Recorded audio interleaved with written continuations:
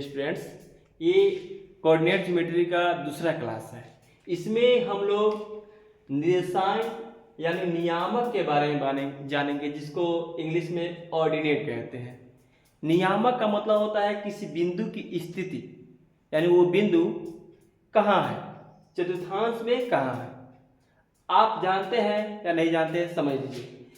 P जो बिंदु है, जैसे P का नियामक बताना है, निर्देशांक बताना है, यानी P का नियामक बताने के लिए सबसे पहले उसकी भुज होता है, फिर कोटि होता है। x का मान फिर y का मान निकला जाता है। x का मान क्या होता है, भुज किसे कहते हैं, पहले ब्रैकेट के अंदर नियामक को लिखा जाता है, कोमा देके दोनों को सेपरेट किया जाता है। नियामक में ये देखना है कि P का नियामक लेना है, पहले x का मान होगा, फिर y का मान होगा। अब x का मान क्या होता है, तो भुज कहते हैं, x के मान को भुज कहते हैं। ये x का मान होता है जिसे x अक्ष पर दूरी कहते हैं, या x अक्ष की दूरी कहते हैं, या y अक्ष से दूरी कहते हैं। आप में तीनों सब्जेक्टिव बनता है क्वेश्चन। अगर x का मान पूछे तभी भुज होगा, x अक्ष पर दूरी कहे तभी भुज होगा, x अक्ष की दूरी कहे तभी भुज होगा, y अक्ष से दूरी कहे तभी भुज होगा।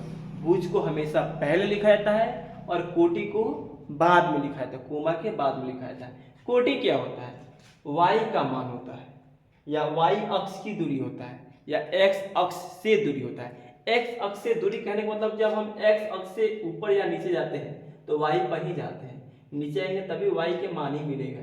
x अक्ष से नीचे या ऊपर जाए तो x अक्ष से दूर होते हैं तो हम y पे जाते हैं, इसलिए x अक्ष से दूरी यानी y का मान, y अक्ष से दूरी यानी x का मान, इधर जाए या इधर जाए।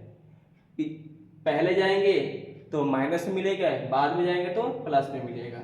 अब ये है कि जब x का मान लिखा जाता है, नियामक लिखना है तो उसका चिन्ह होता है। यहाँ हम देखेंगे ये प्रथम चतुर्थांश होता है, तो इसमें जो होता है पहले x का मान लिखना है। तो x यहाँ पे आपको दिख रहा है, प्लस में या माइनस में है, तो प्लस में है। x का मान प्लस में आता है, फिर y को देखेंगे तो ये भी प्लस में ही आता है।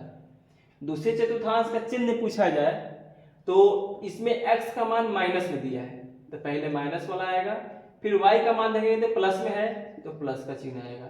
थर्ड क्वाड्रेंट में क्या हो जाता है, x का मान भी माइनस में है और y का मान भी माइनस में है।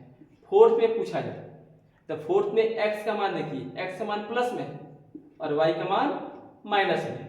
यहाँ तक कोई दिक्कत नहीं। तो आगे देखिए क्वेश्चन दिया गया है कि बिंदु P -2 और 3 है, किस चतुर्थांश में है, किस चतुर्थांश में स्थित है। तो देखिए पहले माइनस दिया है फिर प्लस दिया है, तो माइनस है और 3 है जो प्लस में है, तो माइनस प्लस कौन से चतुर्थांश में है, द्वितीय, ये हो जाएगा द्वितीय चतुर्थांश।